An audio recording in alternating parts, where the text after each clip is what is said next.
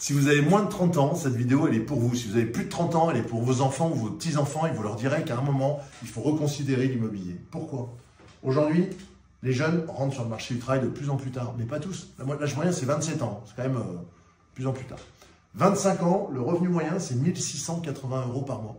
Avec 1 680 € par mois sur un emploi stable, on peut emprunter pas loin de 110 000 € sur 25 ans, assurance comprise. À 30 ans, le salaire moyen, c'est 2 280 € par mois. Avec cette somme-là, toujours sur 25 ans, on peut emprunter 150 000 € sur 25 ans.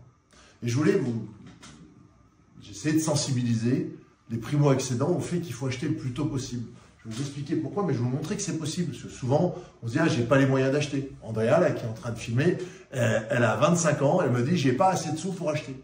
En fait, en 3 secondes de conversation, entre son salaire et les sous qu'elle a de côté, on s'est rendu compte que dans 6 mois, à peu près, si on annule les voyages à l'autre bout du monde tous les 3 mois, hein, maison, oui.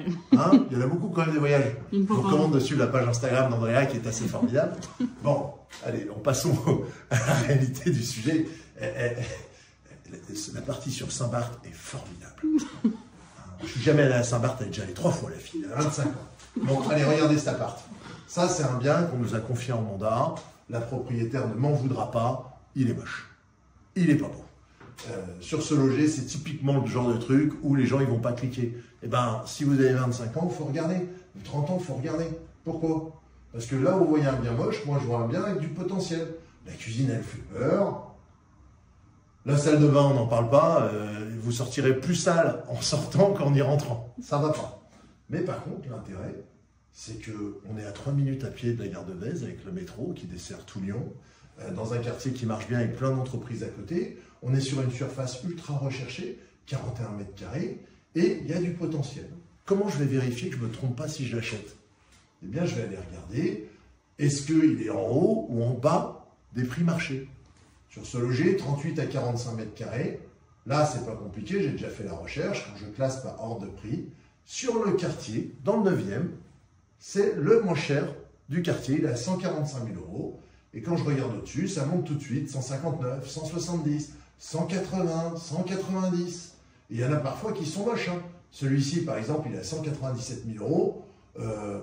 Il n'est pas très joli. Il a un balcon, ce qui est un plus. Mais il y a des travaux aussi. Peut-être un peu moins long, mais il y a des travaux. Et puis, on va avoir après des prix qui vont dépasser les 200 000 €. Ce qui veut dire que ce bien-là, c'est le moins cher du quartier. Il a un emplacement qui semble intéressant à 3 minutes à pied de la gare. Et moi, si j'ai 30 ans, j'ai mon budget qui est un peu serré, et ben je regarde 145 000 € de prêt. Je vais évidemment essayer de négocier cet appartement. Pourquoi pas? Il faut tenter la négo quand on est acquéreur. Eh bien, 145 000 € sur 25 ans, avec un taux d'intérêt à 3,5 et des assurances à 0,30. Et ça, c'est les conditions. Si vous n'allez pas voir Bruno Ferrari, il vous trouvera mieux. Mais ça, c'est les conditions classiques aujourd'hui sur le marché. Ça vous coûtera 765 € par mois. Alors évidemment, il va falloir faire des travaux, vous allez acheter de la peinture, vous allez refaire un peu le parquet, vous allez bosser. Parce que vous êtes jeune, vous êtes dynamique, vous avez envie, et même si vous n'êtes pas bricoleur, un petit tour chez Brico Dépôt, Castorama, tout ce que vous voulez, un tour sur YouTube. Avec YouTube, même le plus naze, il devient bon. Et moi, je suis nul en bricolage. ChatGPT plus YouTube, je suis capable de tout faire. Alors vous aussi. Parce qu'il n'y a pas plus mauvais que moi. Dernière chose, avant de me dire, tiens, il y a quelque chose à faire, je suis dans les temps où je commence à déborder. 4 minutes, on va bientôt arrêter. Parce que ça, j'ai du mal. Je vais regarder le marché locatif. Imaginez, demain, vous faites comme Andrea, vous décidez encore de partir à l'autre bout du monde, mais non pas pour 2 semaines, pour 6 mois. Ça, c'est la plaie du 21e siècle, ces voyages à l'autre bout du monde aussi longs. Eh bien, combien ça se coûte? Est-ce que je suis dans le marché? Là, c'est 940 €, 690, 775, 945, 685, 890 €, 898. Il y a des loyers aussi à plus de 1000 €, mais là, je pense qu'on sort du quartier.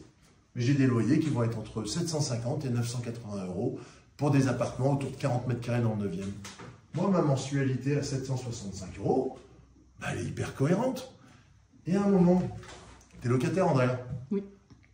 Tu payes combien de loyer par mois? Alors moi, c'est une pépite, je paye 550. 550 et elle est contente, mais elle a raison, c'est bien. Oui. Bien placé. Bien placé. Bon, après, elle travaille dans la location chez Sarah Bretu, donc c'est normal qu'elle truande un peu. Ça ne donne pas l'adresse. 550 € par mois. Ça fait 6 600 € qu'elle donne à... Tu connais, il est très gentil, ton bailleur? Oui. Mais Vous connaissez bien? Ah, c'est un client, alors forcément il est bien. Ah, je critique pas, mais la vérité c'est que la plupart des locataires dans sa situation donneraient 6 600 € à quelqu'un qui ne connaissent pas pour un bien qui ne leur appartient pas.